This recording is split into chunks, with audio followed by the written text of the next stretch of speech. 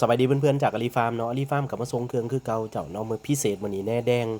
กับจุลินทรีย์กับยาขานอนจะเป็นลายพิเศษนิดนึงมื้อนี้ตอนนั้นเดินทางหากองโดยกันเจ้าเนาะสำหรับตู้ฟักไข่อาลีฟาร์มก็มีนับตั้งแต่80หน่วยขึ้นไปหาหลายร้อยหน่วยหาพันหน่วยหา2-3 พันหน่วยอาลีฟาร์มเฮ็ดได้หมดเลยเจ้าเด้อ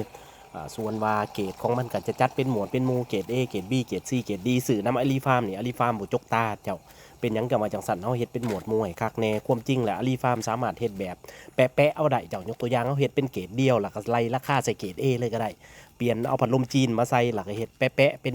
ราคาใกล้เคียงกับเกรด A เจ้าเนาะมันก็สามารถกินเงินได้อย่างสบายแต่อาลีฟาร์มก็บ่เฮ็ดเด้อเจ้าเด้อซื้อนำอาลีฟาร์มจัดเป็นหมวดหมู่เนาะยุติธรรมต่อการซื้อขายกับลูกค้าเจ้าเนาะสำหรับเนื้อแดงอาลีฟาร์มก็เลี้ยงเนาะหลายอยู่เจ้าเนาะลูกค้าก็ปั่นไปนำแหละอาลีฟาร์มก็ใส่ส่วนหนึ่งเกลือเป็ดเกลือไก่หลักเกลือนกกระจอกเทศเนาะสำหรับท่านใดอย่างไรก็ติดต่อมาหาเฮ็ดตามอาลีฟาร์มแนะนำเนื้อปลูกเนื้อแดงง่ายๆหนึ่งดอกเจ้าเนาะเอาขี้งัวใส่เจ้าเนาะหลักลงอันนั้นจุลินทรีย์มันซวยย่อยขี้งัวซวยย่อยอาหารให้พืชมันกินอาหารได้ง่ายขึ้นเห็นบ่หลายคนเอาไปฮดใส่ผักใส่หยังเนี่ยมันจะงามเจ้าย้อนว่ามันซวยย่อยนี่ล่ะเพราะว่าขี้งัวมันบ่ได้ตัวแหนน่ะมันบ่มีปาก คือเป็ดคือไก่คืองัวคือควายเนาะไปขาบกินขี้งัวแบบนั้นมันกินบ่ได้เจ้ามันอาศัยกินเศษน้อยๆเป็นอะตอมสนั่นตัวนี้มันจะไปซวยย่อยไปซวยละลายเจ้าเนาะ